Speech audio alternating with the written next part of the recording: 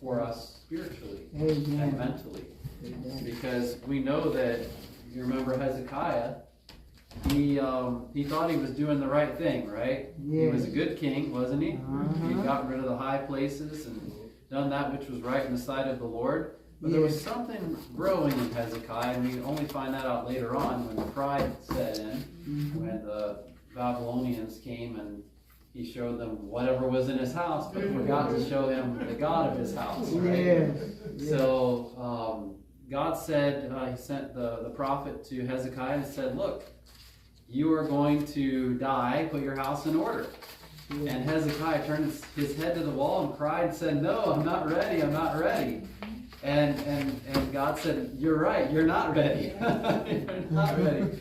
So I'm gonna give you a simple remedy here, this lump of figs. So you're gonna put it on whatever this is, cancer or bacterial boil or whatever, and you're gonna recover. And you know, it's interesting because Hezekiah didn't believe that. You know, he did not believe that. And so he asked for the son, you know, to be put back, and that's how the Babylonians found out about it, and that's why they came, and that's why they saw. If only Hezekiah had believed in God's remedies, Yes. he would have never gone through that difficulty. Okay?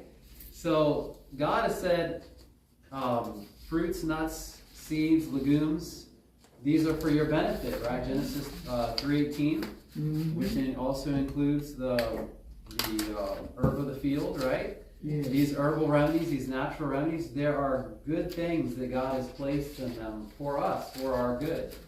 And if we would only take him at his word, we would be blessed so much. Yes. We talked about the liver yesterday, right? Yes. And we learned that probably the most important thing you can do for the liver is what? Eat plenty of Fruits and vegetables. that have lots of, starts with fiber, lots of fiber.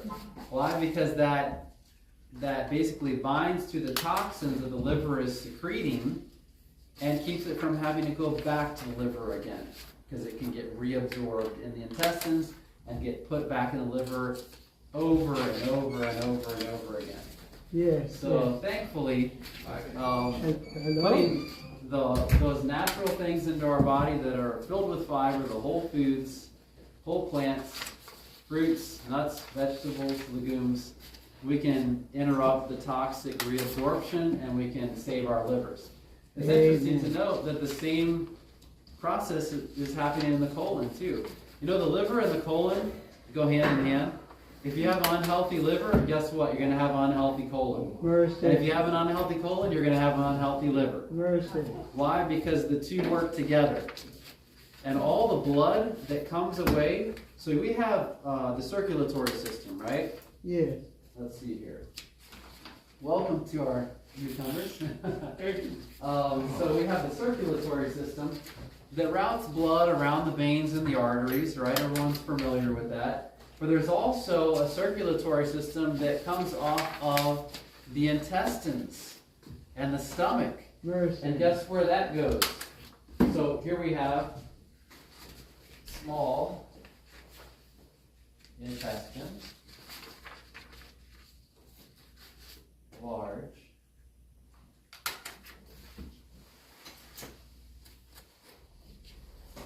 and also the stomach. Okay, so the blood that comes from these, guess where it goes? To the liver. So if you have impure blood coming from the large intestine because of toxins or inflammation, guess where it's going? To the liver. If you have the same thing going on in the small intestine, guess where it's going? To the liver. And in the stomach, where is it going? To the liver. You know, oftentimes the liver, when we're talking about liver cancer, the liver is not the primary place, if you end up with liver cancer, is not the primary place that the cancer started. You've heard of metastasis? Mm-hmm. When cancer moves from one place to another, guess where one of the most common places of metastasis is?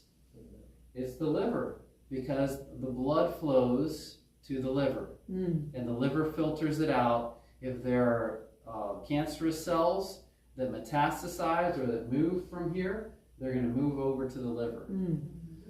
So that you can have liver cancer, and we talked about some of the risk factors for that, but a lot of times we get cancer in the liver because of problems here or even cancer here in these other organs. Okay, so we're going to have, as is our custom, our pre-test. Okay? And I already gave away some of the answers. But let's see here. What are the causes of colon cancer? What do you think? What are some of the causes of colon cancer? I'm sure you've heard of some of these. They've been in the news within the past year or two. Once, red meat. Red meat. That's been a big one. That has been on the headlines. So, red meat. Okay. What's another one? Sodas. Well, sodas, you could class that all together with unhealthy diet, right? Yeah. And lots of sugars, low fiber, there's no Yeah. fiber there, right? Yeah. So unhealthy diet, that's a good one. Alcohol. All right.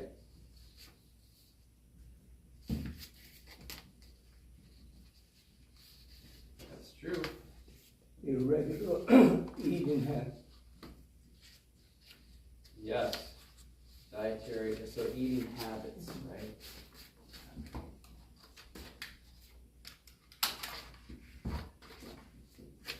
Any more? What's another one? How about stress? Oh, You know the liver is very affected by, the colon is very affected by stress. Okay, we'll talk about how that happens. Any others? How about dehydration yeah. and constipation? Oh, yeah. The two kind of go hand in hand. You know, it's a lot of people that are now constipated. Yes. There's a lot of constipation. Uh-huh. All right. So any more? What do you think? Do you think we've covered all the major ones? Well, most water is clean, but you can find contaminated water Mm-hmm. that may cause what you call hypertension. You're right. I know of someone who went down to South America and got some type of parasite that caused repetitive injury to the colon, had a lot of bleeding, and then he developed cancer. So impure water. Thankfully, we don't have that here so much, but it can cause it. So,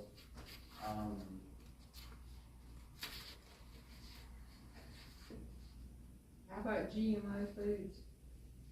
well, I don't have the research evidence for that, but it definitely makes sense. Because what are GMO foods? And what does that mean? It means it's not natural. It means someone has taken genes from other organisms and put them into that DNA of the plant. And we really don't know what the long-term effects of that is. We know that's not of God's design. He's the one who gave that plant that instruction. He never intended for corn to have who knows? Well, who knows? Yeah, Roundup. But who knows where those genes came from? I mean, obviously, they weren't originally there, right? So we don't know the exact effect it will have on the body. But I would also say pesticides, could be included in this. Mm-hmm. And probably for some people that are more sensitive to it, or they already have some inflammation there, probably is even more detrimental. Well, that's similar to Agent Orange. Yes. Talk about pesticides, it's like a pesticide for the plants. Yes, that's right. And Agent Orange was produced by the same company that produces Roundup. So, I mean, it's changed hands since then, but Mercy. yeah. So, yes. Okay, well, I think we did a good job of covering the big ones here, and even some of the lesser ones. But we're going to go now, and we're going to listen to our song that kind of brings all this together. Yes, Okay, is everyone ready? yes. Okay.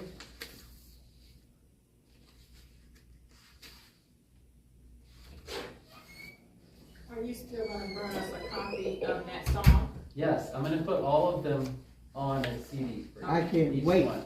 So I each love it. night we have a new song. Okay. Oh. This one is dealing with the colon, as you'll see.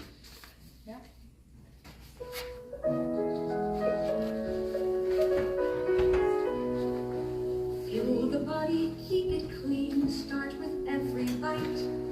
Fill your plate with fiber-rich greens, keep the colon right. Beans and berries, whole grains too, they're the armor we can wear. Every choice that's fresh and pure keeps us in good repair.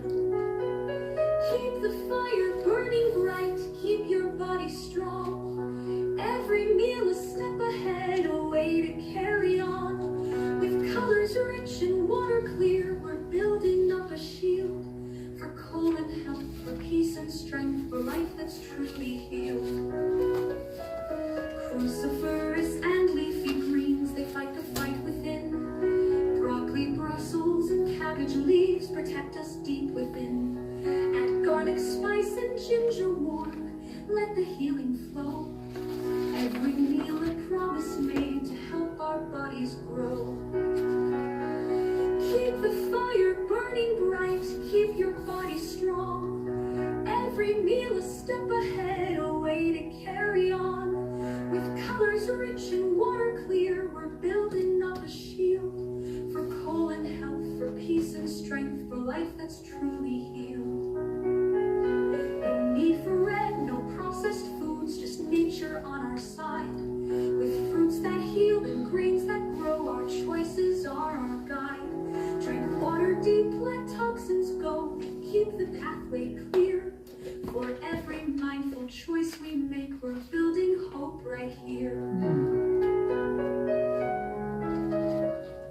Turmeric, gold, and aloes calm, each one has a role. In every sip and every taste, we're nourishing the soul. Antioxidants in all things pure, keep the risk at bay. With every plant we plant our strength to face another day. Keep the fire burning bright, keep your body strong. Every meal a step ahead, a way to carry on. With colors rich and water clear, we're building up a shield for colon health, for peace and strength, for life that's truly healed. So here's to health, to every choice, to keeping it all in line. For a life that's free and flowing strong, one step at a time. All right. Amen, amen. I tell you, Ron, that puts it on the line, I tell you. Yes. It puts it on the line.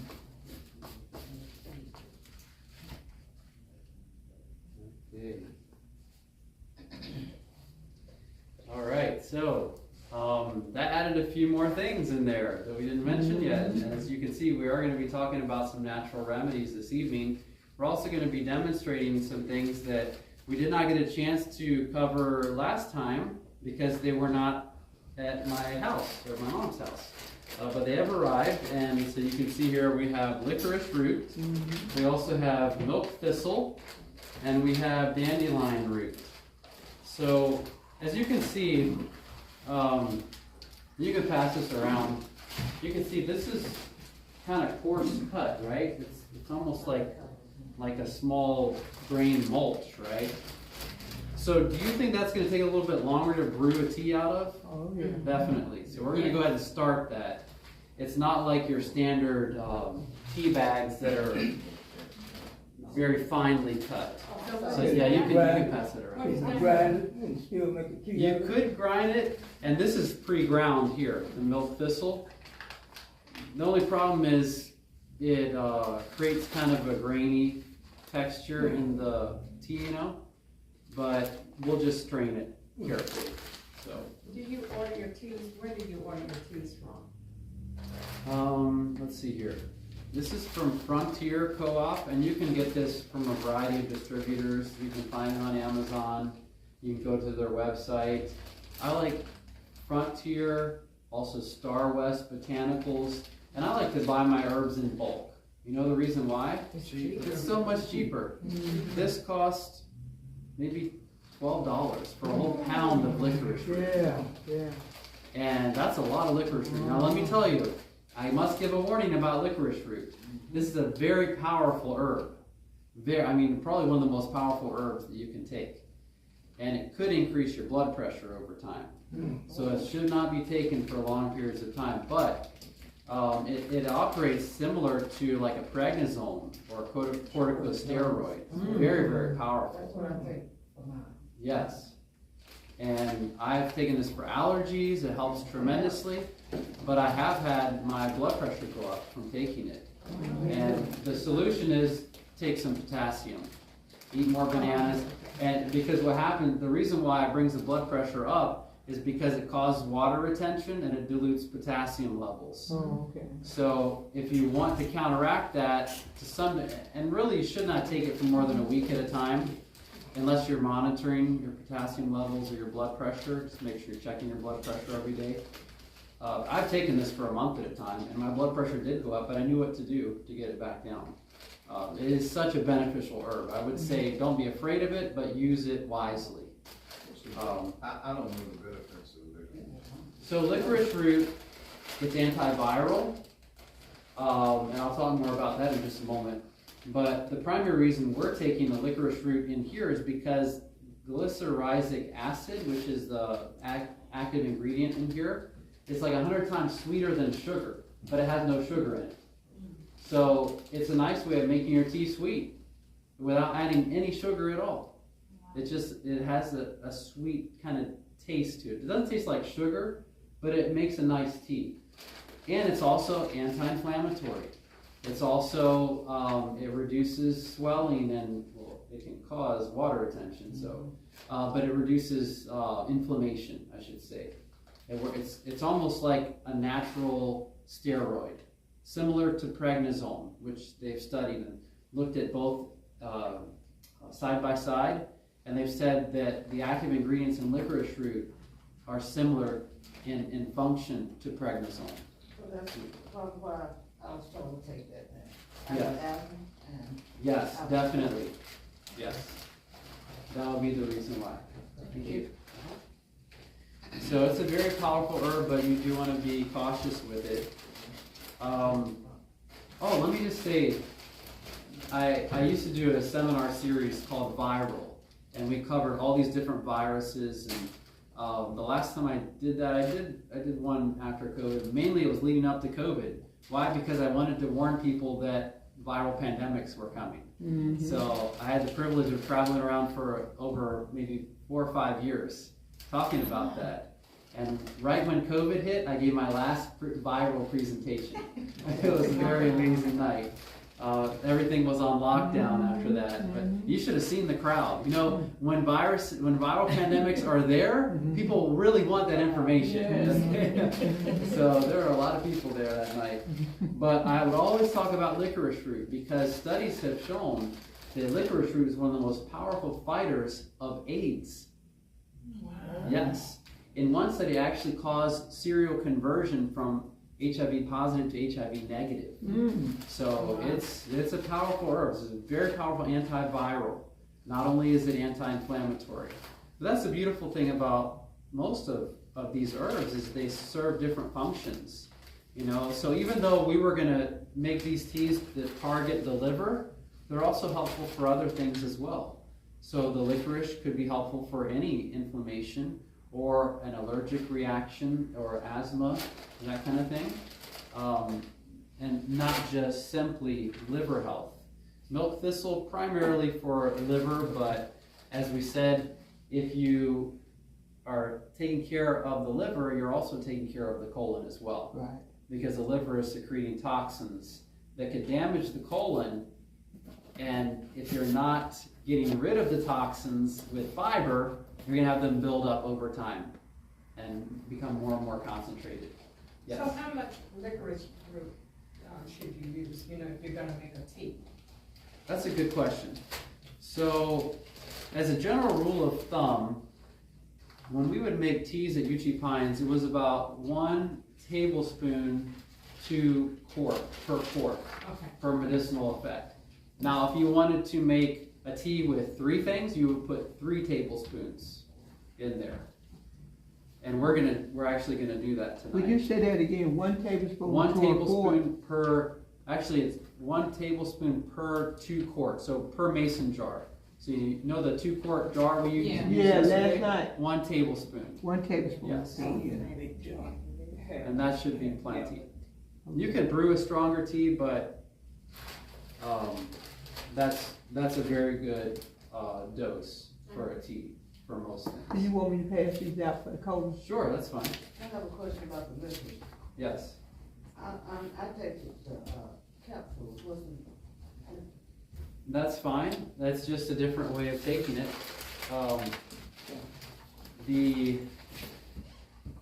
So you're getting the whole root, basically. They're grinding it up into a powder, and you're taking the whole root, which is fine.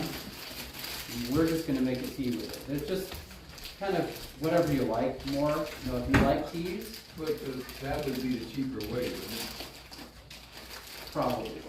Yeah, that's probably. doing the tea, the tea? It probably would be cheaper. It's just as effective. It may even be a little more effective to brew a tea because you're extracting. So acids love to. You can get those out into water. So if you're making a tea with this, you can easily extract the things you need to from it.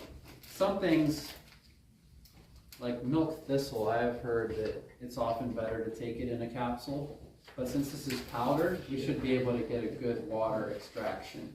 And what do I mean by water extraction? We're just making tea with it, okay? So, I need a pair of scissors. Sister Bethea, do we have a pair of scissors Yeah, let somewhere? me get some. And I'm gonna wash my hands, and I'll be back and we'll make this tea.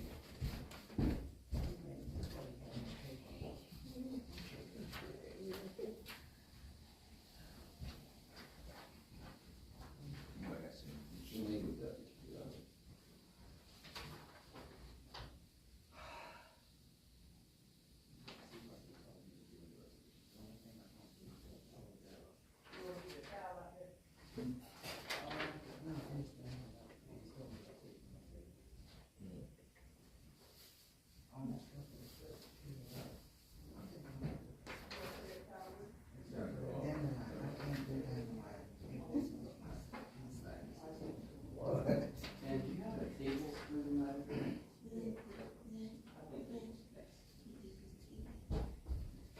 Okay, I have a question, can I ask you a quick question? yes, Are you familiar with diverticulitis? yes. When I have a bad case of it, I get bleeding, Mhm. I get a bleed out because I have it so bad and it gets kind of infected. Mhm. Would that help me, do you think? Liquid? The licorice? Yeah. Well, are there things that you know trigger the diverticulitis? No? I have no idea. Really? No, I like to go a year without it, and then all of a Uh-huh. sudden, it comes up and it's, They used to recommend that individuals with diverticulosis, which is not diverticulitis, but the kind of the sacs, the protrusions in the colon, that they abstain from seeds and nuts and that kind of thing. They took that back. They did, they took that back. Yeah. Because they realized, hey, it didn't make any difference. So there's probably some triggering event, but just figuring out what that is. Maybe it's stress, maybe it's some constipation, or something like that could cause it. I take Metamucil. Right now I'm taking it at least once a week, and sometimes maybe 2 if by kind of too much food and stuff. Mhm. But, I went on vacation once and, got hit with a pretty bad case of it, Mhm. not too long ago, actually. Mhm. Yeah, it's actually a lot more common than you realize. I forget the statistic. I think it's somewhere maybe 40 to 50 to 60% of adults over maybe 50 or 60 have diverticulosis. It's very common. Yeah, it is, but the bleeding kind like mine is not as Exactly. common. That's right. Yeah. Well, it's potentially could be helpful. A lot of things with the herbal remedies, it's kind of worth a try, you know? It's not like going out and getting a pharmaceutical that's going to actually hurt one of your organs when you try it, you know? Right. These kind of things, well, with the exception of licorice root, of course, you do need to be careful with your blood pressure with licorice root. Which I have a little high blood pressure. So you want to keep an eye on that. But some of these other herbs, like the dandelion root and the milk thistle, which are very good for the liver, I don't see any reason why you couldn't take it just to try, you know. A lot of these herbs are worth trying, I think, because We want to try something. because it very well could help. And you know what, even if it doesn't help the diverticulitis, it will help the liver. Okay. So that's a good thing about these kind of remedies. So let's go ahead and make this. And we are going to use, let's see, this is 20 ounces. I'm just going to go ahead and use 2 bottles here. How about that? That's 40 ounces. I know it's a little bit more than our quart, but I'll add a little bit more just to compensate. A little bit more herb in there. I want to make sure everyone gets enough to taste this. Okay.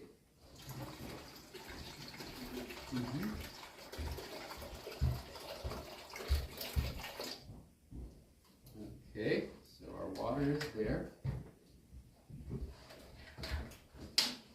And since we're going to be brewing this for a longer period of time, we are going to go ahead and add our herbs in there.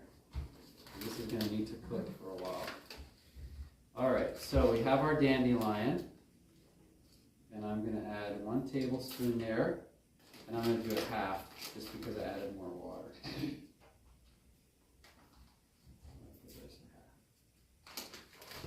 Alright, now we're going to take the milk thistle.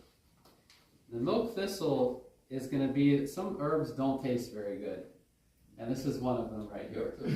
So I'm only going to add a tablespoon of this in there. Plus it's powdered, so that's quite a bit of herb, believe it or not. If you were to take this and powder it, it'd be a lot less in this bag.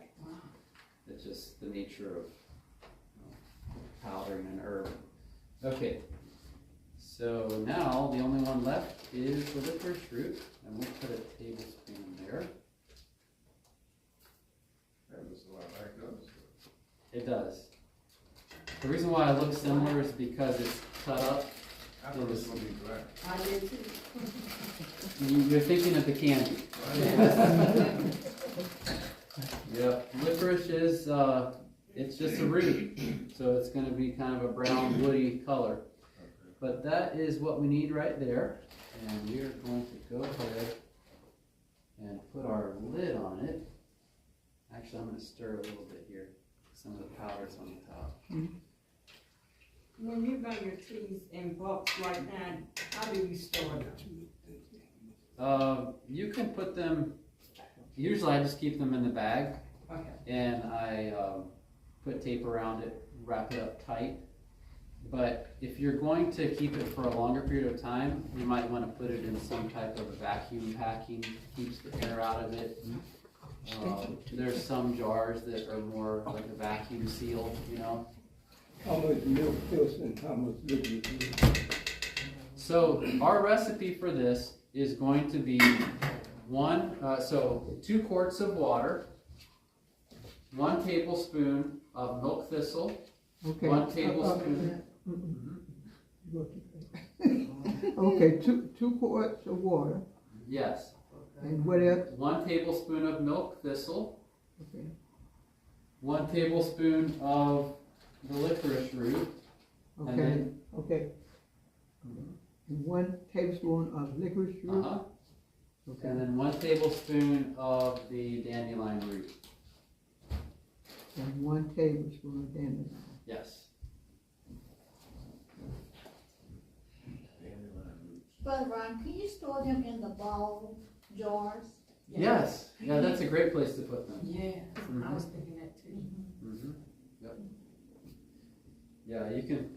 Yeah, definitely. That'll work great. What's that number 6 right there? I can't figure that. What's that? Dehydration. Dehydration? And constipation, Okay. and the two really go hand in hand. All right. Now, I will say this about this tea.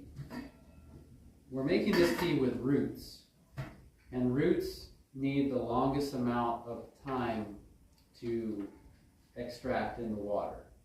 So we're going to do this for maybe an hour. We're going to put it on low and let it go for about an hour. So at the end, we'll be able to have some. But if we were making tea with flowers like chamomile or something like that, it's ready very quickly. But roots take longer if you want to extract them. Why? Because it's a lot more dense. So it takes longer for the water to really penetrate the root. If you have roots in your little tea bags and all you're doing is pouring hot water on them, you're not getting a lot of the active ingredients out of it. You may get some, but to really get a beneficial dose of that, you need to actually cook it longer for the root. Going back to grinding. Grinding, you could, All right. and that will help. Okay, so let's make sure. Can you grind them and just put them in a, when you Cheese grind balls. them and you ought to boil it Yes, and then just pour it in your, teacup? you could. But you'll have a lot of the grit. Oh, but so you have to strain it first? You could strain it, yeah. Okay. What about them T-balls? That'll work. Uh-huh. But keep in mind, if it's powdered, like you can look here, this is powdered, this is gonna go right through that T-ball. Oh. You can see Oh, this. cheesecloth. Look at that. Cheesecloth might work. But see, once it's powdered, it can get through a lot of cloths even. I take it out. Yeah. Okay, so while that is cooking, put that on high.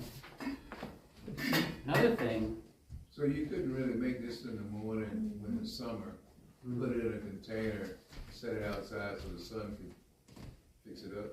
you could do that. Yeah, it would take a little bit longer. But you'll see the water will change color with the roots. It'll get darker. The longer the chemicals leach out into the water. But heat and sunlight actually do help with extraction.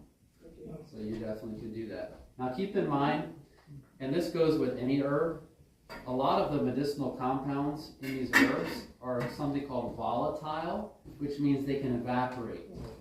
So if we just leave this lid off, guess what we're going to do with a lot of our medicinal compounds? It's going out. Now we can breathe it in, and that could be helpful, but we're going to waste a lot of it from our tea.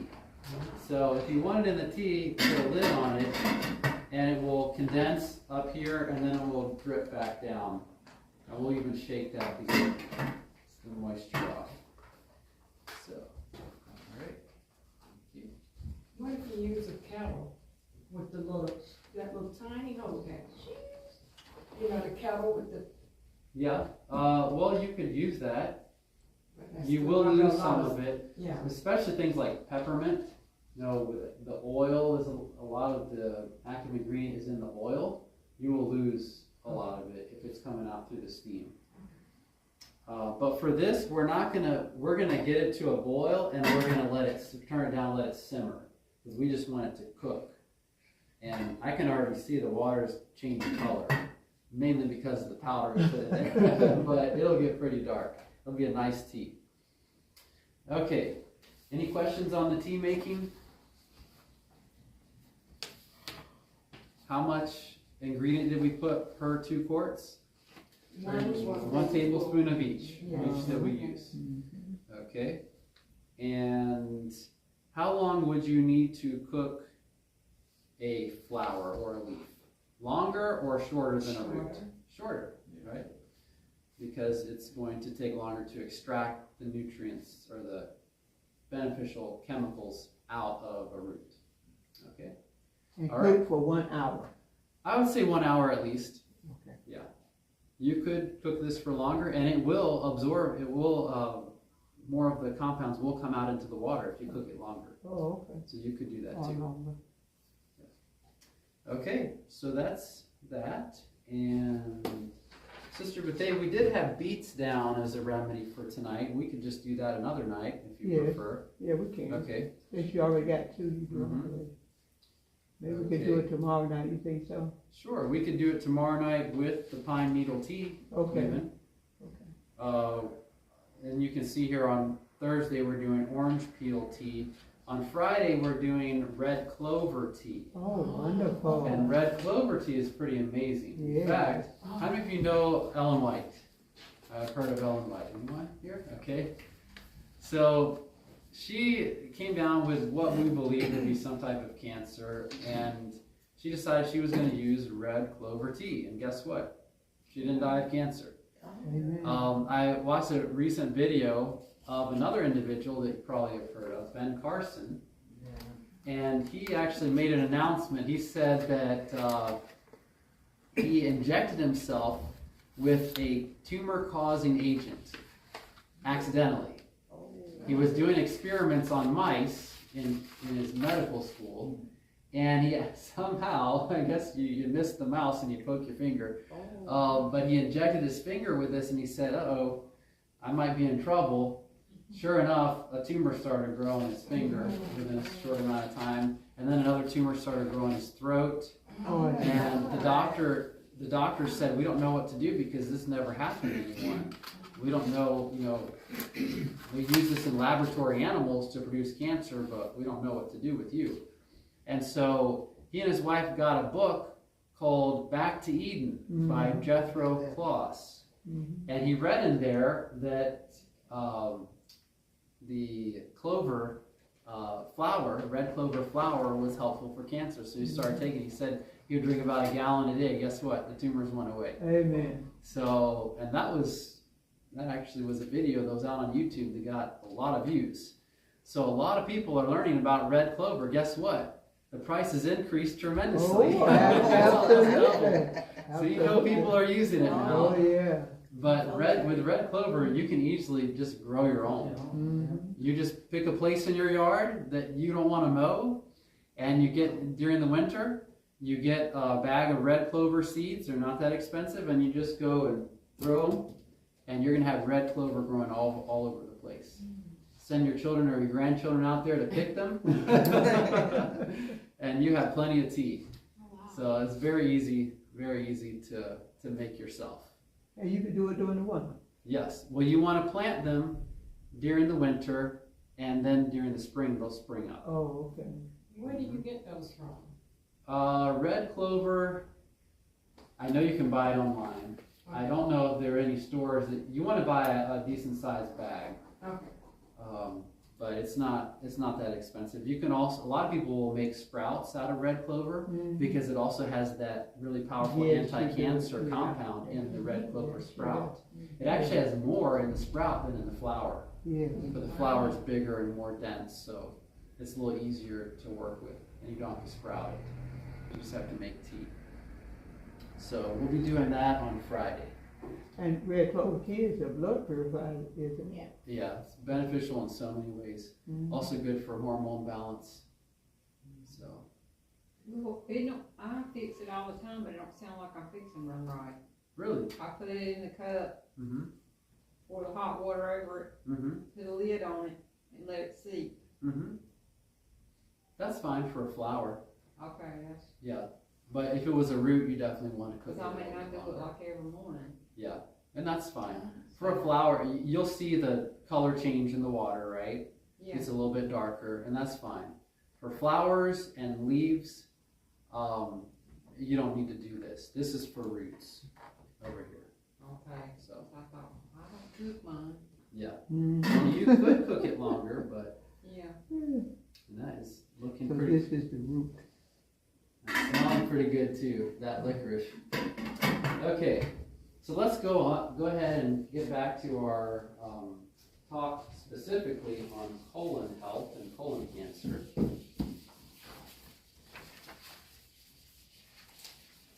Okay, so what is the colon? What's another name for the colon? The large Large intestine, okay? And the large intestine, if this is my right side here, and this is my left side, the large intestine starts right here, and it goes up, over, down, and then you have the rectum and the anus. That's kind of what it looks like.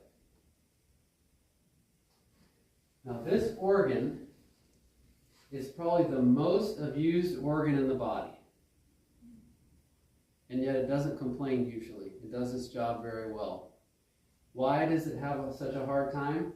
Well, here's the small intestine over here. And it comes in, and then you have the appendix here. And you have the ileocecal valve right here. A little valve that keeps things from going back into the small intestine. So you notice you have movement this way.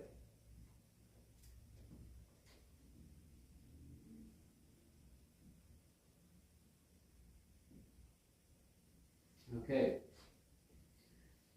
On this side of the ileocecal valve, you have a relatively clean area. But on this side, you have trillions of bacteria.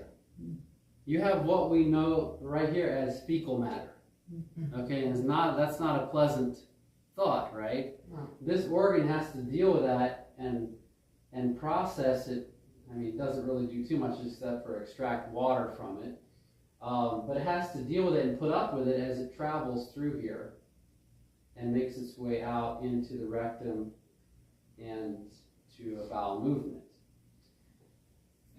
What we put into our stomachs and how long it takes to get through the small intestine can also play a big role in its health. Because let's say we put something in the stomach, and the stomach is going to be up here.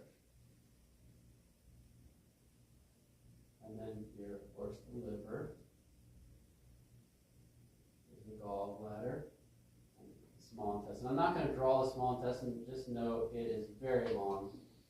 And we'll just say it's here and it makes its way over there. Okay, so if I put something in the stomach and it starts to go through here and it kind of flows sluggishly. And by the time it gets here, it's been at maybe 100 degrees Fahrenheit for about, let's say, 18 hours. Do you think it's going to be very nice by that time? Mm-hmm. If you leave food sitting in the car at that temperature, is it usually pretty nice? No, it's No. So the longer things stay in the small intestine, the harder the job of the colon, because it has to deal with all those additional toxins. So this concept of, we call it transit time, is very important for colon health. The ideal transit time is anywhere from 12 to 18 hours. Okay, so 12 to 18 hours. Basically, by the time it empties the stomach, transits through here and out of the colon, about 12 to 18 hours.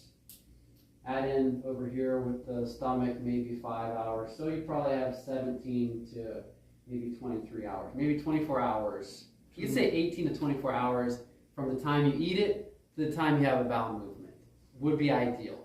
Okay, so let's make it simple. That's new to me. I used to think it was 12 hours.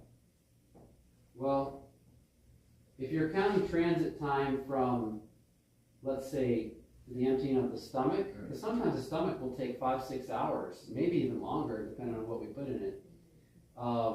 You're going to have optimally 18 to 24. If you have it less than 12, it's going to be kind of diarrhea. You're not going to really have the time to absorb your nutrients or absorb the water, and that's why diarrhea is so watery, because the water has not been absorbed by the colon. It's just the colon is saying, get out of here, get out, we don't want you, you're causing too much problems, just leave. So the sad thing though, and this number varies based on who's making the guidelines, but the sad thing is that most Americans have maybe twice or 3 times this transit time. And guess what, for women it's the worst. It could be 72 hours transit time for some women. Why, Brother Ron? I don't know. That's a good question. I don't know why. Isn't there something that you could drink that would speed that process up? There is. You could take laxatives, right? But what do laxatives do?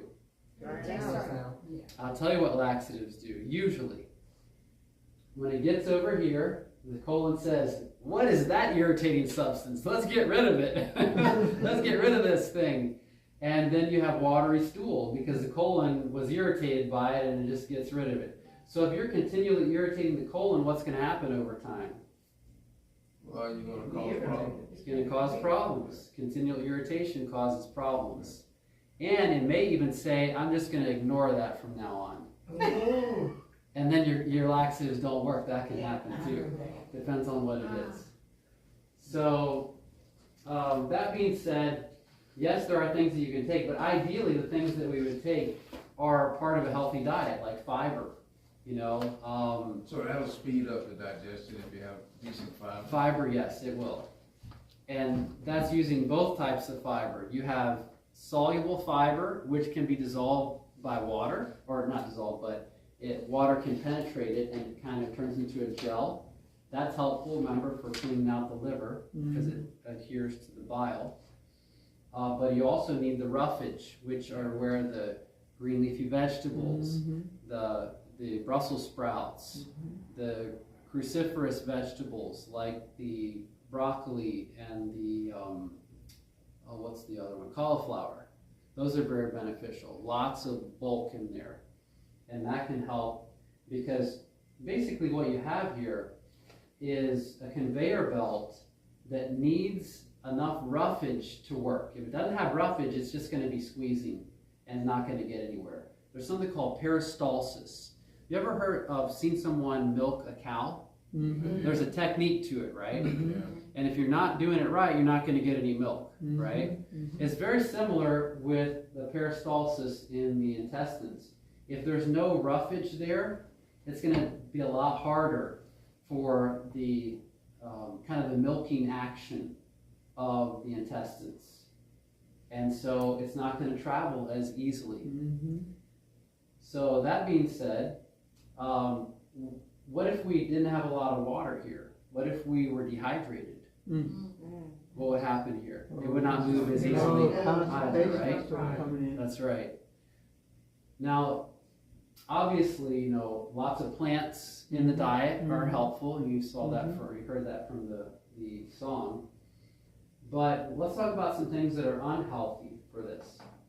Turns out that if we have a lot of protein, excess protein coming in here, we're going to have problems. You know why? Because the bacteria, eventually you'll get bacteria that kind of, basically if you feed the colon, the bacteria will develop that eat what you are feeding them. Okay, it's kind of an interesting phenomenon. So if I feed the bacteria plants and healthy foods, guess what? You're going to have certain species of bacteria that are going to colonize your colon. A lot of the lactobacilli, the bifidobacteria, the really healthy probiotic bacteria, they're going to grow there. Now, similarly, if I am eating maybe just a straight carnivorous diet with just lots of meat, you know, you're going to have bacteria that will help to break that down. But the breakdown of protein, especially animal protein, carries with it a lot of toxins. We noticed if you're driving by the road and you see there's a dead animal out there, does it smell good? It smells terrible, right? And there's all that bloating. Well, that same process is going on in the intestines if you're eating a carnivorous diet and without a lot of the fruits and the roughage that you get from plants.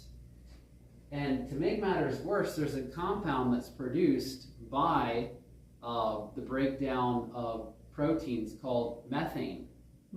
And methane shuts down peristalsis. So methane will tell the colon, stop squeezing. You don't need to do that anymore. What do you think that does to transit time? Even longer. Greatly increases it. So if we want to increase our transit time, we want to have a more optimal, ideal transit time, then what kind of foods should we be primarily eating? Grains, vegetables, Vegetables. things with protein Things from plants, and things that have fiber, right? And that's much better than taking a laxative, because eventually laxative won't work anymore, or it might cause just excessive irritation. I will say a lot of people, they're addicted to laxatives. Laxatives can be habit forming, believe it or not.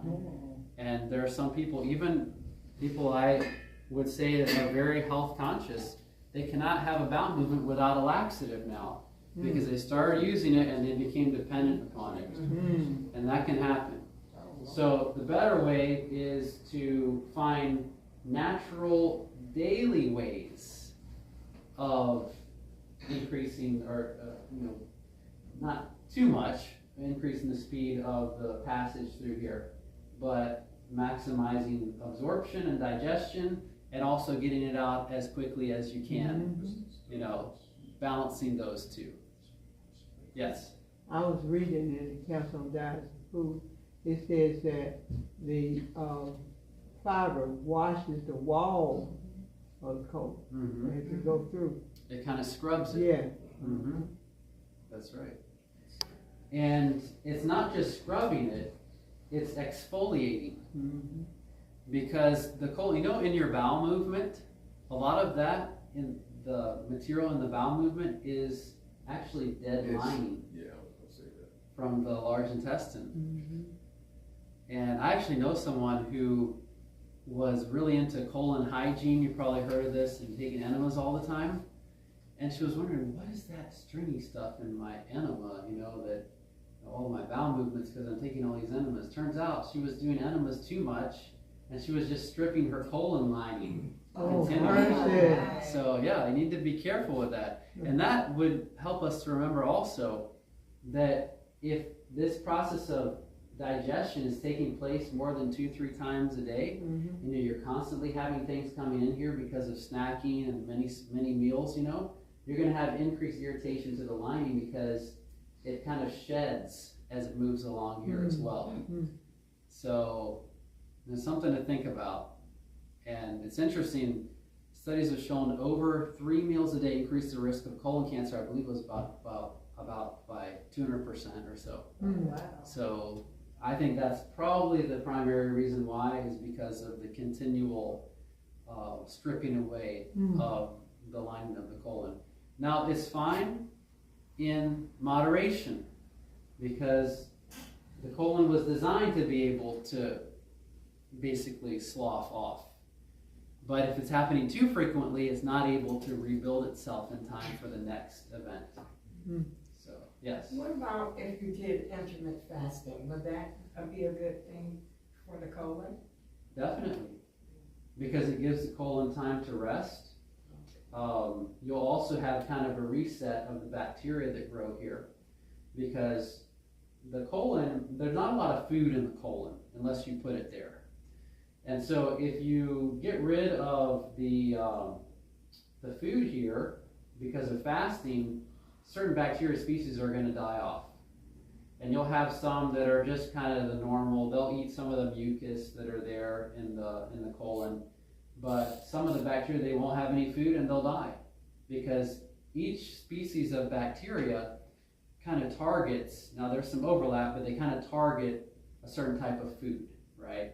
Whether it's plant material, whether it's more simple carbohydrates or something like that, or whether it's protein, you know. And so whatever you feed it, feed the colon, you're going to get correspondingly that type of bacteria there. I have a question. Yes.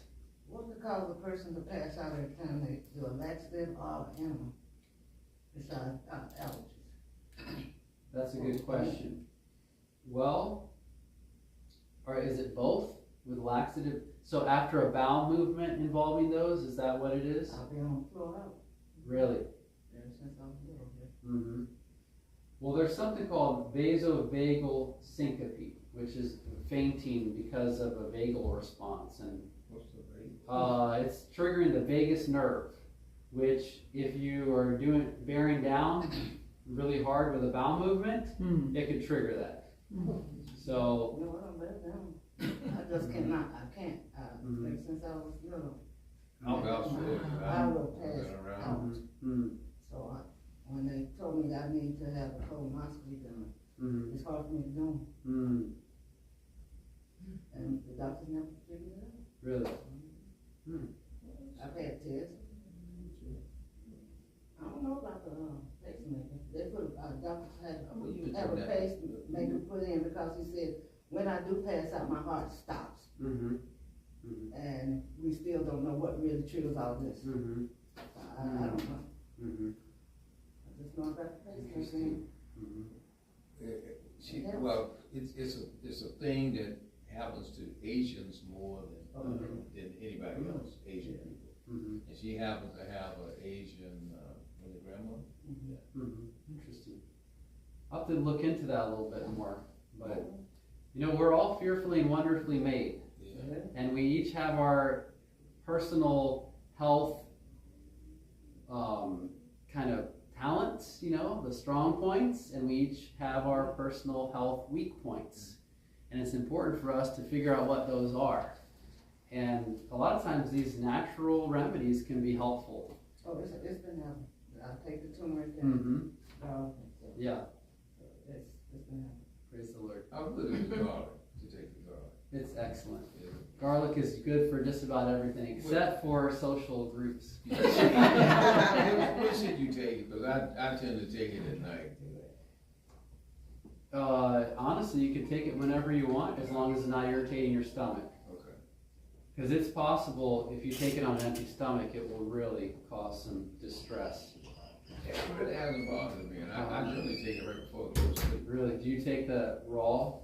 I take a capsule. Okay, yeah, capsule is going to be a lot more mild. But if you're taking raw garlic, just do it carefully. But it's beneficial. Garlic is one of the best things also for getting rid of bad bacteria, because studies have found that the allicin and some of the other sulfur-containing compounds in garlic will selectively target bad bacteria but leave the good bacteria untouched. And that's the amazing thing about a lot of these remedies that are good for the colon. Another one is broccoli sprouts. Broccoli sprouts will actively target H. pylori, which also causes stomach ulcers, and it will leave the other bacteria pretty much untouched. So, Broccoli sprouts. broccoli sprouts. Is that? Which is better, the tea, doing the tea or juicing? Is juicing good? Juicing for what? Like I have beets, and Okay. I didn't know if it was better to eat them raw or juice them. Okay. For, you know, for the maximum benefit. Yeah. Well, juicing is good for therapy, but the whole plant is good for diet. So you wouldn't want to just only drink juice because there's no fiber in it. Okay. And I can tell you, anyone familiar with Hallelujah Acres? They used to do a lot with juicing. Yes. And people ended up being B12 deficient and having some issues. Now it's good for cancer, that regimen, because it's a therapy. Juicing is a therapy. You're getting a lot of nutrients and a lot of these helpful phytochemicals or plant chemicals in the bloodstream very quickly. But it's not something you want to do for a long period of time because you're not getting the fiber. And if I'm juicing here, guess what? You're not really having much happening in the small intestine. No, it's just getting absorbed very quickly, and very little is coming through the colon as well. So it's important for us to have that fiber because that's what's cleansing to this system. Remember, the fiber cleanses the liver, the fiber cleanses the colon. Yeah, we bake our beets a lot. Yeah, and that's fine. Yeah, in fact, beet juice is very, very strong medicine. And if you have too much beet juice, you will give a warning like I am right now. It causes terrible stomach cramping. And the reason why is because it's such a good vasodilator. It dilates the blood vessels, lowers blood pressure tremendously. But if you have all that beet juice right there in the stomach, you have that dilation, and all of a sudden you get terrible cramping in the stomach. And it is very painful. So you have to be careful. It's a good idea to dilute beet juice with other juices if you're going to take it. I do the beet powder and make it into a juice, and I'll take the Metamucil and generally one other fruit juice, and I'll drink that. Yeah. Yeah, that sounds good. But when we do the beets tomorrow, we're going to do them in the blender. We're going to blend them and drink them. And we do add water to it to help it, to thinner out. Because when you blend it, it becomes thick. Yes. But you have to put that water in there to thin it. Yes. And then you can drink it better. And it's more drink than a third. It's more drink. And when you drink it, it's going to go in you quicker. You're drinking it like that. That's right. And I think juicing is a great thing for detoxing and cleansing the body. But eventually you'll need to start eating fiber again because you want to be able to really cleanse the liver. Now juicing will get some good things into the liver, but you want to be able to take the toxins out of the bile. Otherwise they'll come back in. So, but the Hallelujah Acres program, it was a very good program. I'm not sure if they're still even running it, but it was very popular and they had a lot of good success from it. But I think once you add in, they were primarily focusing on juicing and some supplements. But the plant-based diet is amazing in and of itself. Yes, it is. You can't really top a good plant-based diet. That's why I say juicing is a therapy, it's not a diet. So use it therapeutically, but for the best health, for the best colon health and the best liver health, you're going to want to eat an actual meal eventually too. So, yes? Okay, like when it comes to the intermittent fast, what do you recommend? I mean, 'cause I've tried it off and on. Yeah. Well, what has been your experience so far? What have you done with intermittent fasting? Usually I've managed to get up to like maybe 18 hours. But then I have to really watch it because then I find out I'm starving. Yeah. Yeah. And then you go and eat more than you want to. Yeah, exactly. That's true.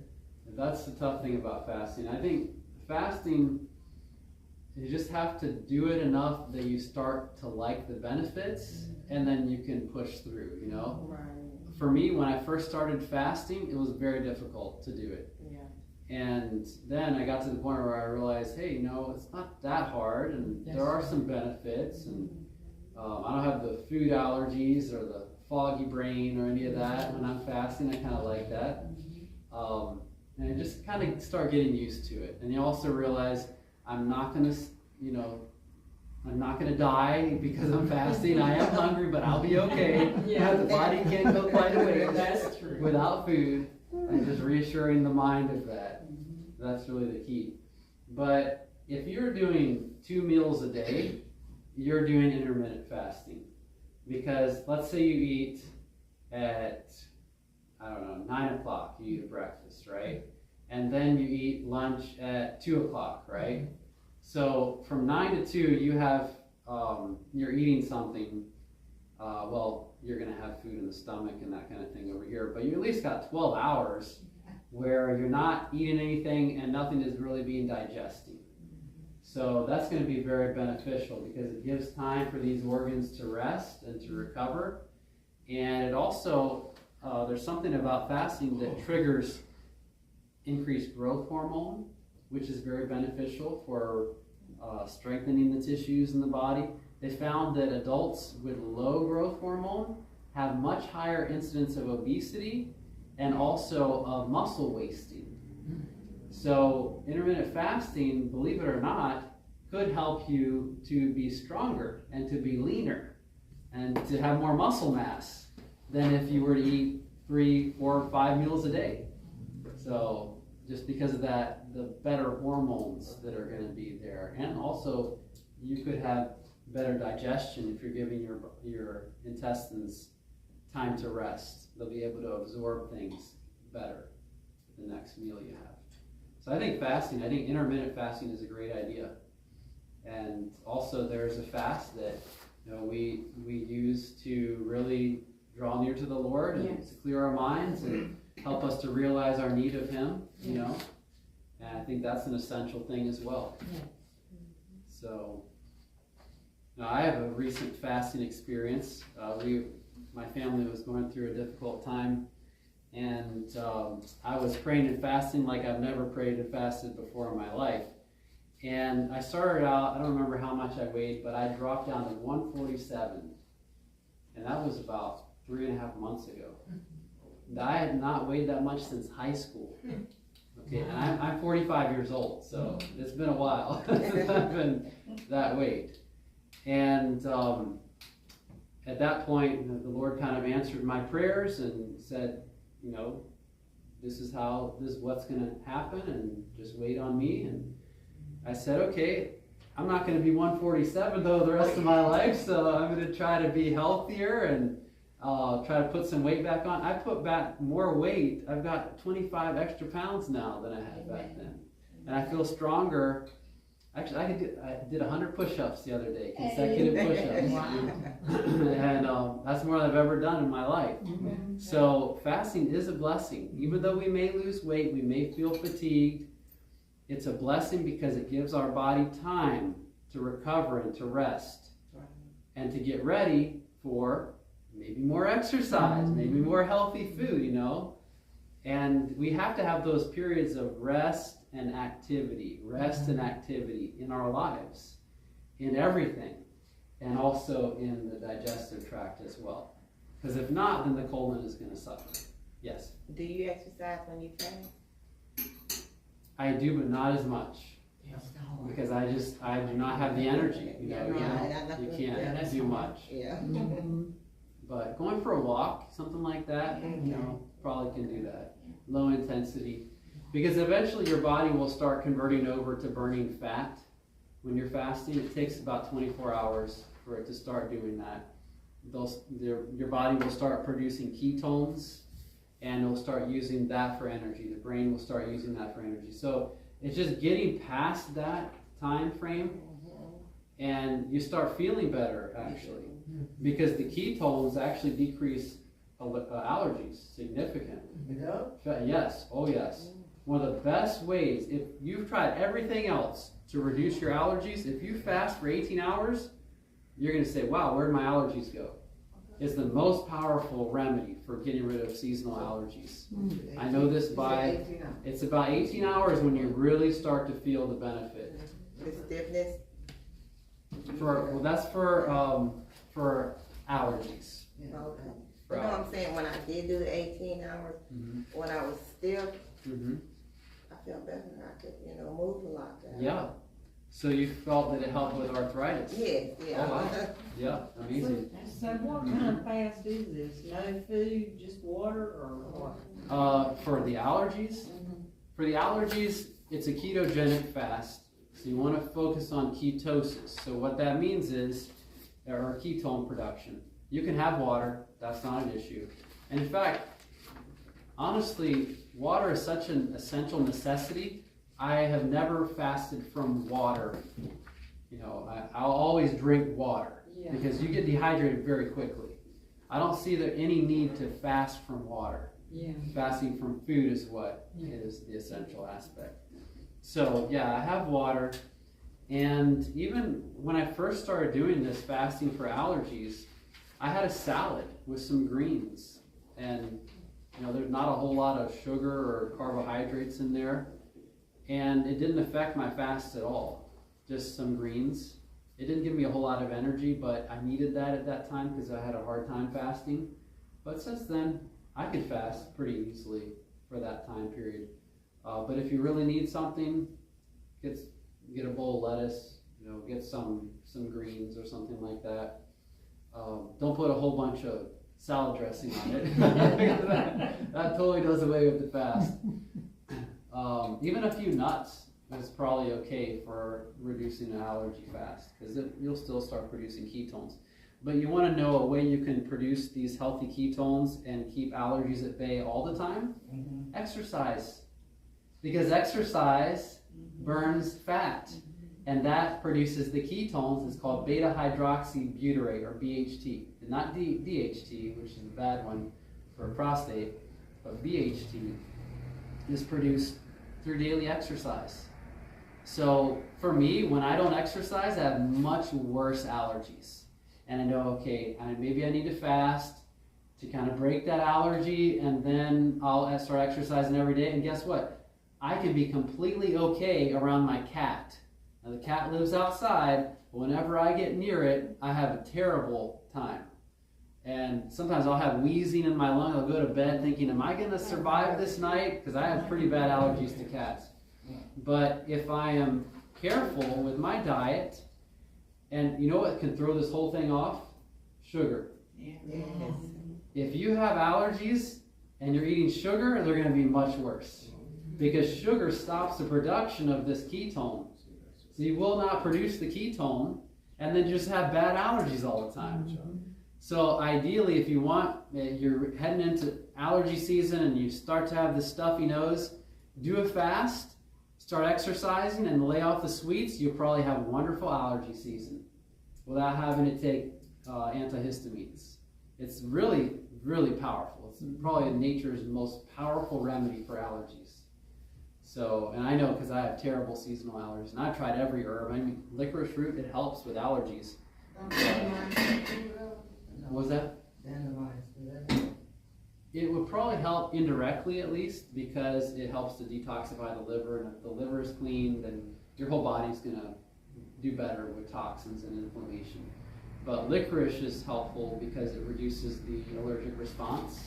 Also nettle, stinging nettle, you can make that into a tea. It makes a great anti-allergy or antihistamine type tea. But by far, the best remedy is that 18-hour fast. It is amazing how well it works.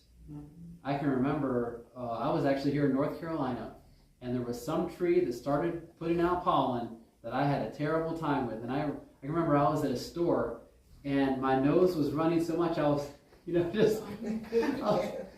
people must have been grossed out of me. But I said, I got to do something about this. This is not good. And so I started thinking, what have I been doing differently that brought this on? Because we have to ask these questions, And the only thing I could figure out is that I had started drinking coconut water instead of water because my mom had went out and gotten these cases of coconut water, and we didn't have any bottled water, so I was just drinking that. I thought, hey, coconut water.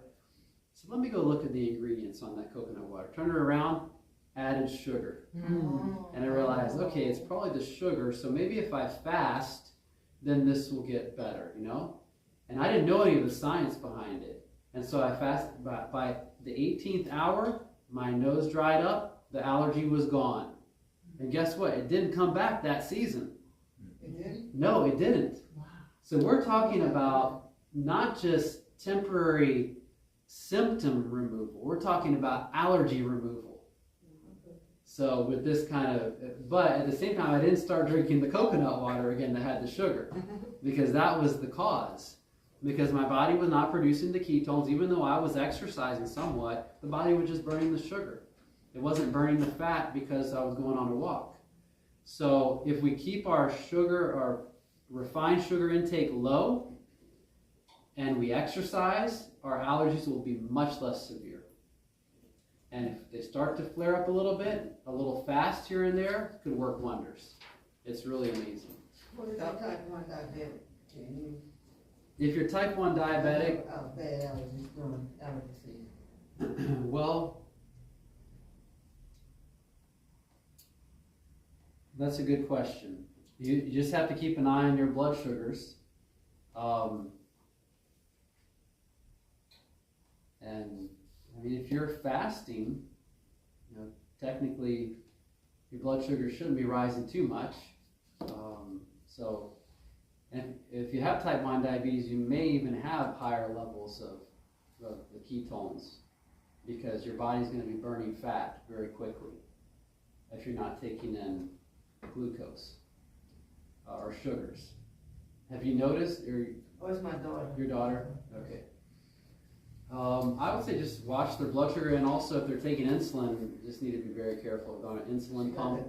Yeah, have to be very careful with that because that's going to be putting insulin in the system based on what you tell it.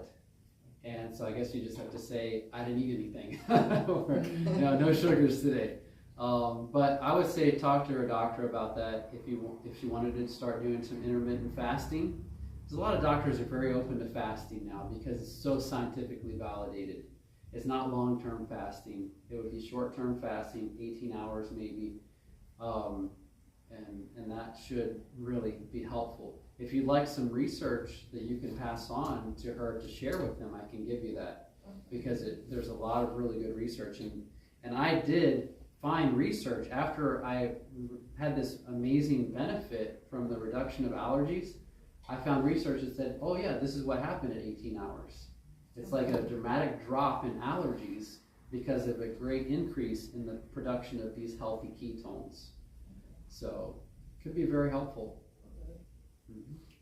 Yes? Well, when you do the 2 meal a day plan, you're doing about an 18-hour fast every day. Exactly. And so you are producing more of those ketones. You are already working towards minimizing allergies. That's why the 2 meal a day plan, if you can do it, is actually better. Because I think I do about an 18-hour fast every day. Yeah, yeah. By definition, you're doing intermittent fasting already. So, yes. Another question.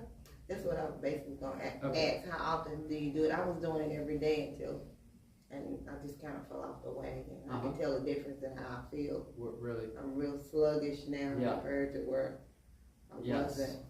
Yes. Yeah, and it's just about getting a habit started, and really sticking with it. Anything good that we do with our bodies, it's not usually we do it once and it's good. It's a consistency that really pays off. So, yes. Just one more question. Sure. What's a good tea for your thyroid? For the thyroid, that is kind of a touchy subject. Uh-oh. It depends on what's going on. If it's autoimmune type, like Hashimoto's thyroiditis, or if it's just a sluggish thyroid, there probably would be different things. But there are some studies that indicate that kelp, with its natural iodine, is very rich in iodine, could be helpful for the thyroid. Other studies show too much of it could decrease the function of the thyroid. So usually it's a little kelp goes a long way if you're trying to boost the thyroid. And this is something they kind of picked up on at UC Pines, that one of the doctors there noticed that if you have too much kelp, it kind of decreases thyroid function, but too little or a small amount can stimulate it. So a small amount of iodine could perhaps stimulate thyroid function. Too much of it could decrease the function of it. I don't really have a good answer for that one, but if it's autoimmune type, then fasting, because that's almost like, it's not an allergy, but the same process that decreases the immune system going after the foreign antigens or the allergy producing proteins could also suppress the autoimmune response as well. Now there's a white blood cell known as the natural killer cell, and it is a very, very powerful white blood cell that kills a lot of different types of viruses or viral infected cells, and also kills cancer. Another role that it has, though, is regulating autoimmune responses. And what they found is that if your NKCs or natural killer cell levels decrease, you have a much greater risk of a flare-up or the onset of an autoimmune condition, because, and asthma especially, because these natural killer cells produce something called resolvin, I believe, which keeps the airways from being attacked by other white blood cells. So how do you increase levels of natural killer cells? Well, exercise, getting plenty of rest, all of the healthy habits, you're going to maximize your natural killer cell levels. Also, we're going to make the pine needle tea tomorrow, and that's another way you can do it as well. Pine is kind of natural killer cells' best friend. It triggers them to become alert, and they start looking around for things, and they start to multiply in number, so they're more active and they're more numerous after exposure to pine. One study found the pine essential oil. It was put out into a room for 3 nights, and the people were sleeping in that room. The natural killer cell levels were increased for 30 days following that little exposure. Amen. So, and just going into a forest a pine forest increased the levels of natural killer cells for 7 days. So it's very affected by pine. You said pine needle oil? Pine needle oil.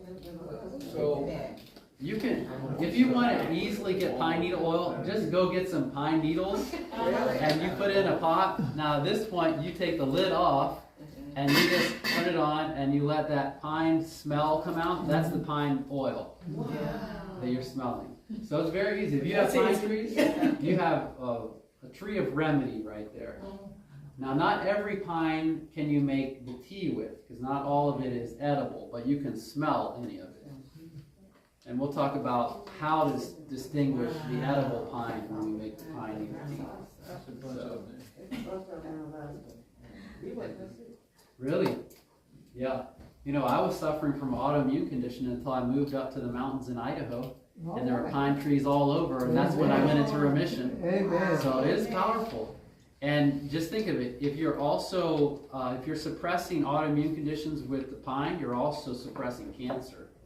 Because the same cells, the natural killer cells that fight the autoimmune response, also fight cancer. And I've heard of people moving into the pine forest to get rid of their cancer, which might be a good idea.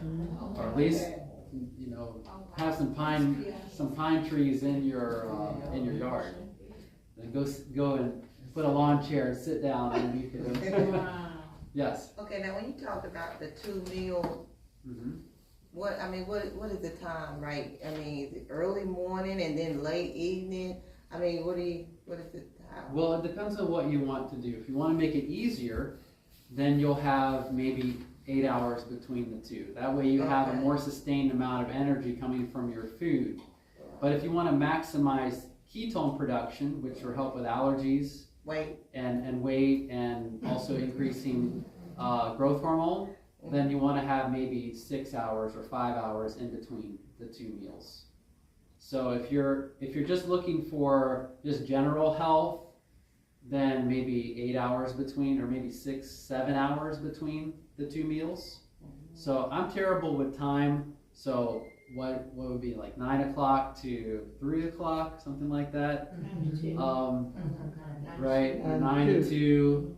But if you wanted to, and what is that, 5 hours in between? Yeah. 9 to 2? Okay.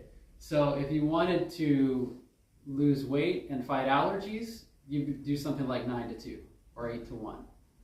And then you have a longer period of time where you're not eating anything. But if you want just to be able to do it and have it easier, because you're just spreading, at least you can eat a little bit later. You could do 9 to 4, 9 o'clock and then 4 o'clock you have a supper. You could do that as well, but you wouldn't get the same benefit as the longer time of fasting Right. that would happen with the 9 to 2. So, you see what? Yeah. Okay. But it might be easier for you because you can still say, hey, at least I get supper. And I tell you, some people have a hard time fasting. I was one of them. And it's not necessarily an easy thing to do because your body says, hey, you have to eat, you have to eat. And just getting through that, and there's something to do with just willpower too. Willpower. That's always a good thing. That's a good thing. And we're told we can do all things through Christ, which strengthens us, right? And that's part of that whole package of fasting. Is not only does it give us a clear mind, it helps us to realize I can't do this without you, Lord. It's easier though if you have like the fat in the meal. Oh yes. And the nuts. I mean, like if you have a half avocado and like a fourth of a Definitely. nuts. You know the reason why? Whenever you put fat into the stomach, it takes maybe 5 to 6 hours until it's finished with the processing. So you'll have more time in the stomach, and so therefore you'll have more sustained. It's just, you're not going to have everything absorbed all at once. It's going to take longer with the fats. Because if you just have the vegetables and stuff, you get really hungry. Exactly. You're like, oh, I gotta eat. Yeah, definitely. That's right. That's good. Yeah. Okay, so I'm sure there's a lot more we could say about this. We just don't have that much time. I have a question. Yes. I was taking ginger, and I know that ginger is on this Yes. sheet here. In comparison to garlic, ginger's next best. Ginger should be used in a targeted way. And the reason I say that is because what ginger does, it's a strong anti-inflammatory, but it also is an irritant to the stomach. Amen. And if you're nauseated, hey, it's good. You help to clear your stomach, and then you won't throw up. But if you take ginger every meal, guess what? It's that continual irritation to the stomach. Right. Just like remember the continual irritation here with the laxative could cause problems, continual irritation over here could cause problems. So I took capsules. Yes. Similar to the garlic capsules. And it actually helps me with my sugar. I'm type 2. Okay. And it helps me to reduce my sugar count the same way that the garlic does. Yes. Yeah, it's just very strong anti-inflammatory. I think that it is a excellent tool, but should not be used with every meal. Just because eventually, and some things need a little bit longer to process in the stomach. Like fats, maybe 5-6 hours. Proteins, 3-4 hours. Simple carbohydrates, they don't need to spend hardly any time in the stomach because the stomach doesn't really digest those. It's primarily focused on fats and proteins. So if you're taking the ginger especially with high protein meals, what can happen is the stomach says, hey, I don't like the irritation, even though I'm not finished digesting the protein, we're just going to push it out here. Guess what happens then? There's a little organ over here called the pancreas. And the pancreas says, why did the stomach do its job? Now I have to produce more protein digestive enzymes to help dissolve or to break down these extra proteins. The stomach is not doing its job. And eventually you can cause a lot of extra burden on the pancreas. So you're not a big fan of ginger? I am a big fan of ginger. But not every day. I use ginger a lot, honestly. I really do. The best way to use ginger though, for aches and pains, topically, ginger poultice is the most powerful remedy that I know for aches and pains. You take the ginger and you shred it, and you put it on the affected part and put a paper towel over it, put some saran wrap, and I'll tell you, it's amazing what it can do. Totally amazing. It is very powerful. Ginger, even ginger powder, if you have a headache. Take a little bit of water with some ginger, powdered ginger, and rub it on the area, leave it there. It's going to look a little funny, but I've had headaches totally go away with the application of ginger like that. Say that one more time. So ginger powder with a little bit of water and put it on your temples. And that can help tremendously with headaches. And ginger internally. If I have an upset stomach, ginger is a great thing. It's very helpful. Well, yeah, that's what they say when you drink a ginger ale or something like that. Yes. It can help your stomach. Yes, but the reason why it helps, it is anti-inflammatory, but it helps because it says, hey, let's open up the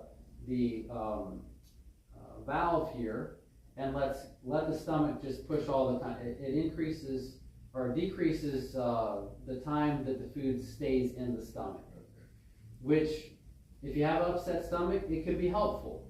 But if you do that long term, every day, day in and day out, then you could start to suffer from some overload of the pancreas and malabsorption of certain things because you're not breaking it down properly in the stomach. So it's kind of like this, licorice. It's good, isn't it? Yes. But you just have to know how to use it. Right. There's some herbs that are very mild that you could easily take every day. But there are other herbs that you have to know the function and use them in a more targeted way. I have one more herb I wanted to ask you about, and that's ashwagandha. Yes. So that's an adaptogenic herb. And so basically, ashwagandha. So some people will take that for hormone balance and support during stress and that kind of thing. And I've taken it before. I haven't really noticed any difference, but every person reacts differently to certain herbs, especially like that. Something that's going to help support hormones or that kind of thing. But I know a lot of people that take it that seem to really benefit from it. So if you're interested, it could be a very, very nice thing to take. I think it is a very mild herb, so it is one of those that you could take very frequently. He said ginger, but what about turmeric? Okay, turmeric is a little different. It's much milder than ginger. But if you take too much turmeric, it will give you loose stool. Yeah. So if you're getting loose stool from your turmeric, you're taking too much. Amen.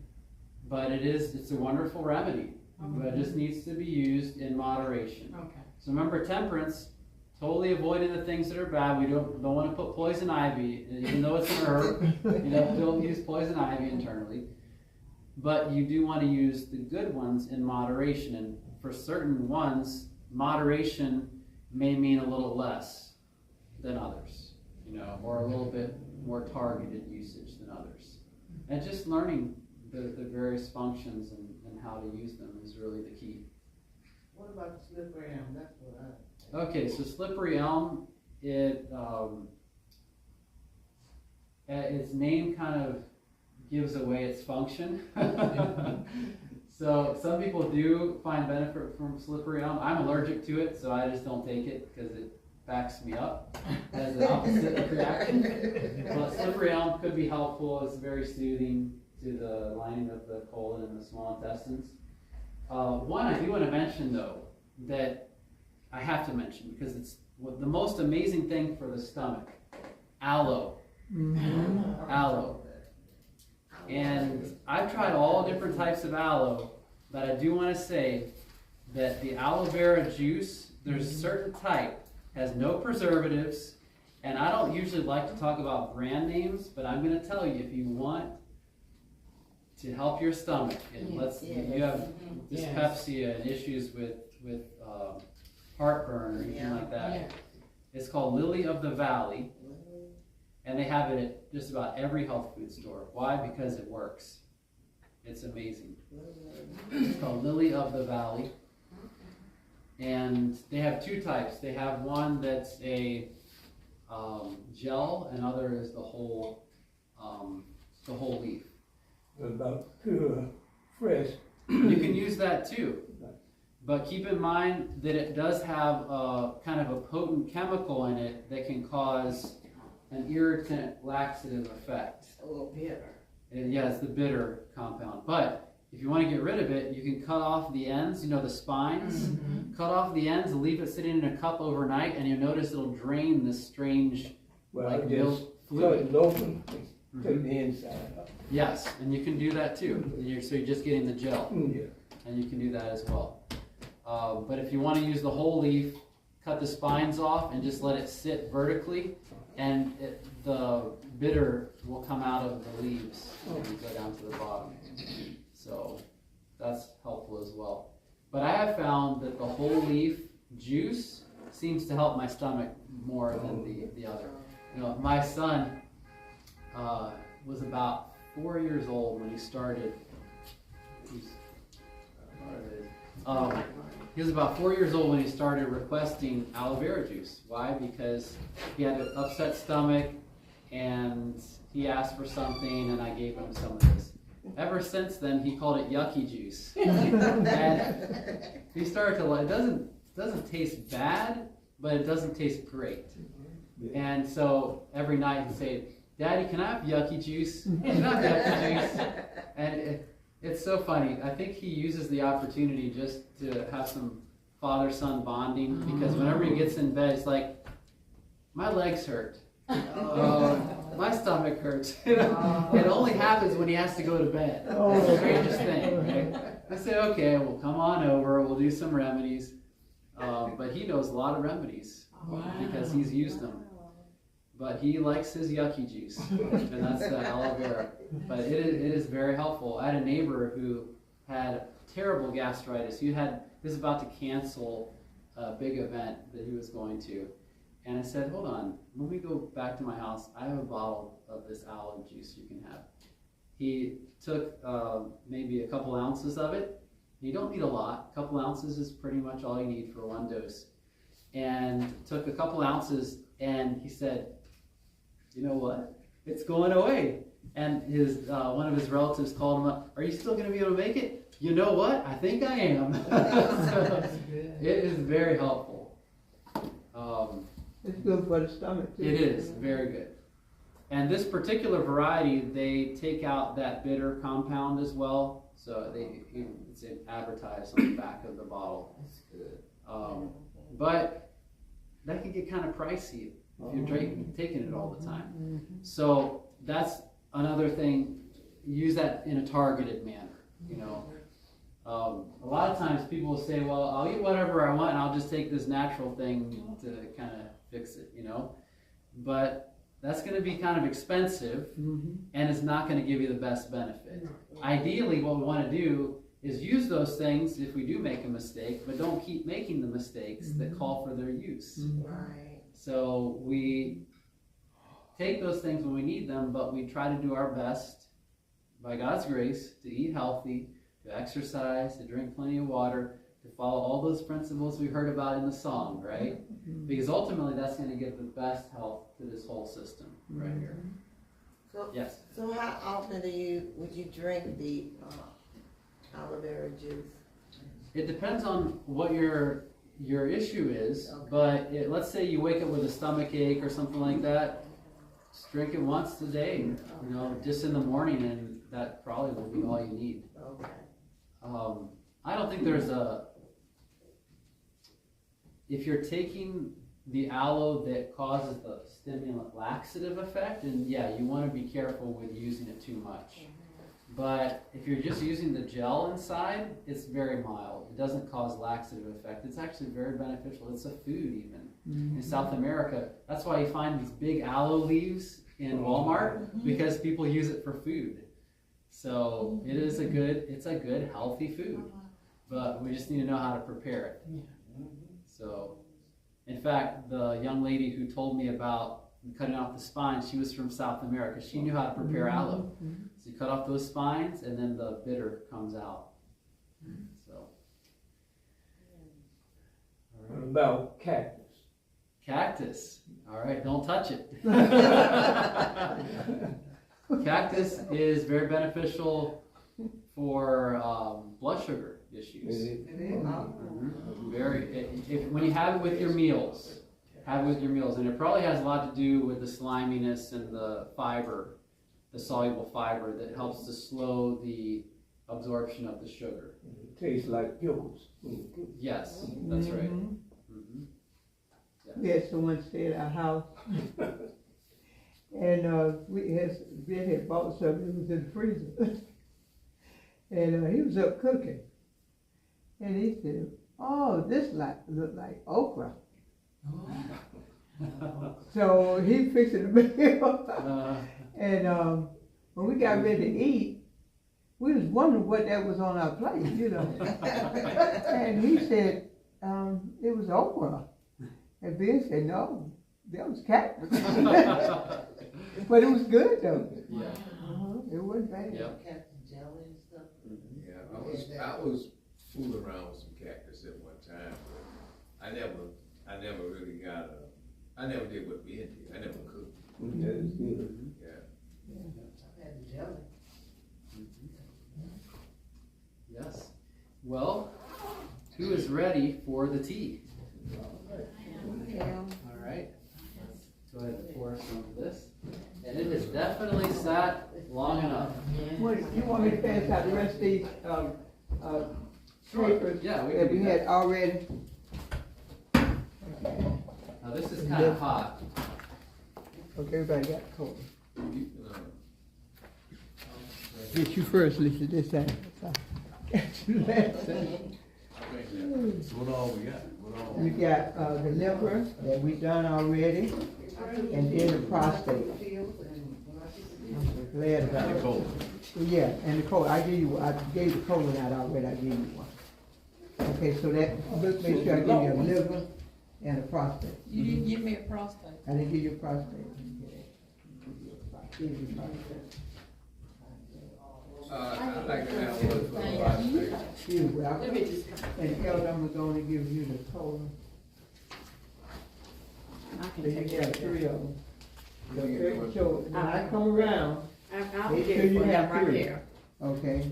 I So need- you got your, I don't have the prostate. and you don't have the, you have the right. Right. It does. Give me one, Okay. He wants, what do you want, a Prostate. prostate? Yeah. Dandelion pills, I was told to take that. It's all Prostate. in my allergy. You have the colon? The dandelion did. Colon. It could be because you're allergic to that type of flower.